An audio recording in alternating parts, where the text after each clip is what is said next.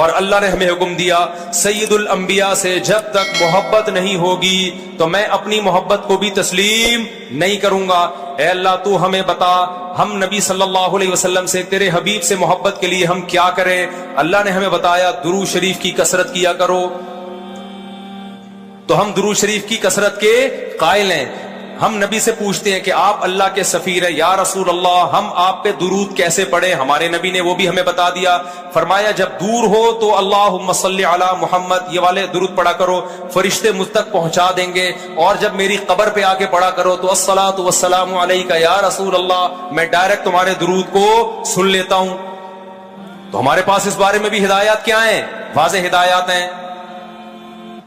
اور درود پڑھنے سے عقیدہ توحید مضبوط ہوتا ہے. کیوں؟ درود اصل میں دعا ہے اللہ سے. کس کے لیے؟ پیغمبر کے لیے. اس میں اور عقیدہ بنتا ہے کہ بھائی پیغمبر بھی اللہ کی رحمت کے محتاج ہیں, تبھی تو ہمیں کہا جا رہا ہے پیغمبر کے لیے دعائیں مانگو. ہاں ہماری دعا کے محتاج نہیں ہے, اللہ نے تو ویسے بھی پیغمبر پہ رحم کرنا ہے, لیکن ہم انگلی کٹا کے اپنا نام شہیدوں میں لکھوا لیتے ہیں. تو ہمیں اللہ نے اپنے حبیب سے محبت کے اظہار کا یہ موقع دے دیا. ہم جب پیغمبر سے پوچھتے ہیں یا رسول اللہ, ہر عبادت کے لیے کوئی خاص وقت ہوتا ہے جس میں اس عبادت کی فضیلت بڑھ جاتی ہے. روزہ عام دنوں میں رکھو 10 روز 3 روزوں کا ثواب, 10 نیکیوں 10 روزوں کا ثواب.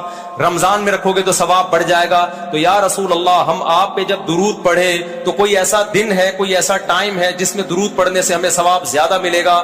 آپ صلی اللہ علیہ وسلم نے فرمایا ہاں, جمعے کے دن درود پڑھنے کا ثواب, حدیث کا مفہوم ہے, عام دنوں سے زیادہ ہے. اس لیے ہمارے جتنے بھی اکابر ہیں وہ جمعے کے دن درود شریف کی کثرت کیا کرتے تھے.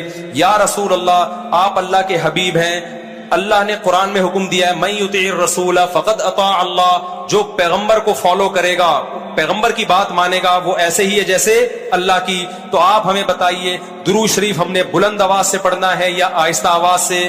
ہمارے نبی نے ہمیں تلقین کی کیسے؟ آہستہ آواز سے. یا رسول اللہ درود ہم نے انفرادی طور پہ پڑھنا ہے یا جتھے بنا کے پڑھنا ہے؟ آپ صلی اللہ علیہ وسلم نے فرمایا دیکھو آخر میں ایک جنتی فرقہ ہوگا, وہ ہوگا جس پر میں اور میرے صحابہ کا عمل. صحابہ نے جتھے بنا کے درود کی محفلیں نہیں لگائی ہیں. جس صحابی کو جہاں موقع ملا انہوں نے کثرت سے پیغمبر پر درود پڑھا. ہم نے اپنے اکابر کو دیکھا ہے, اپنے علماء کو دیکھا ہے, آج بھی بزرگان دین کو دیکھا ہے, کوئی مسجد کے اس کونے میں بیٹھ کے تسبیح ہاتھ میں لے کے درود شریف پڑھ رہا ہوگا, کوئی مسجد کے اس کونے میں بیٹھ کے. میرے شیخ اور اپنے علماء مشائخ کو میں نے دیکھا ہے جب مسجد نبی میں جاتے ہیں 2-2 گھنٹے, 1-1 گھنٹے, 2.5-2.5 3-3 گھنٹے, عصر سے مغرب تک کا پورا ٹائم پیغمبر صلی اللہ علیہ وسلم کے روضہ رسول کے نبی کے روضے کے قریب سارا ٹائم درود شریف میں گزار دیتے ہیں. یہ وہ طریقہ ہے جو پیغمبر سے محبت کا اظہار کا اللہ نے آپ کو بتایا ہے.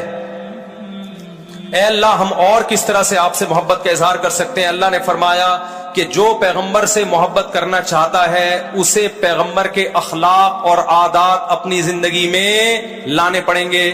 ہمارے پیغمبر صلی اللہ علیہ وسلم جب رات کو تہجد کے لیے اٹھتے تھے تو اس کا خیال کیا کرتے تھے کسی کی آنکھ نہ کھلے.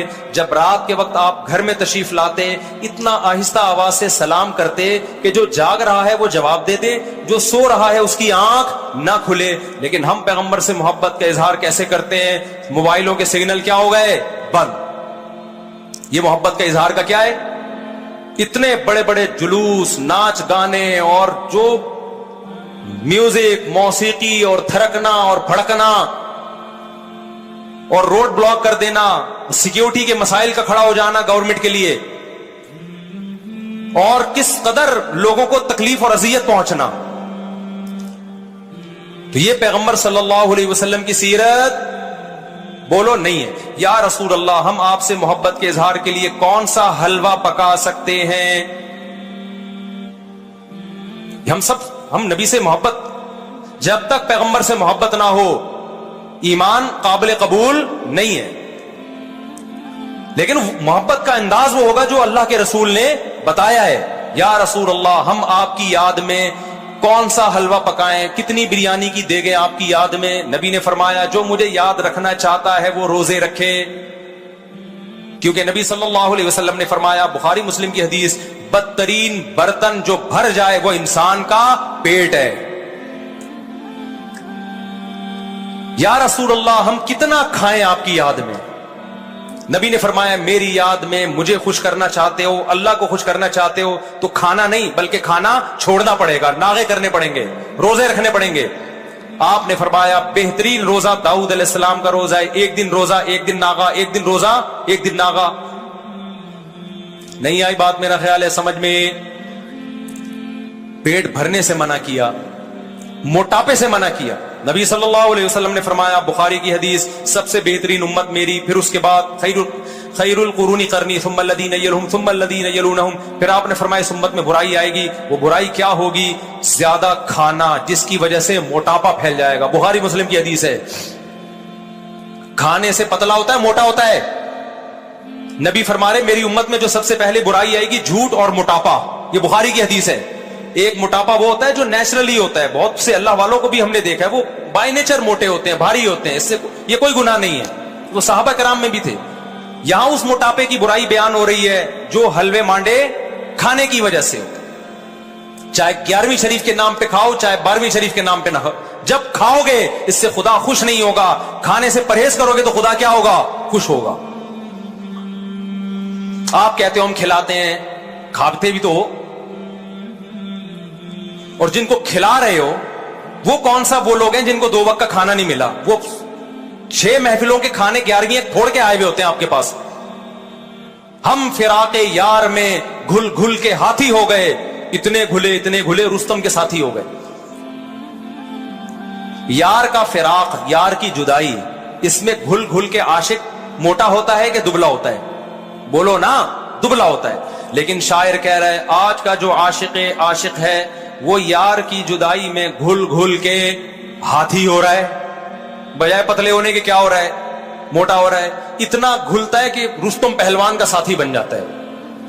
اسلام میں بھوکا رہنا سنت ہے, پھوڑنا پھاڑنا کھانا پینا یہ سنت نہیں ہے. 40 دن نبی کے گھر میں چولہا نہیں جلا, اور اگر آپ کھاتے ہو کھاؤ, مذہب کا لیبل مت لگاؤ اس پہ.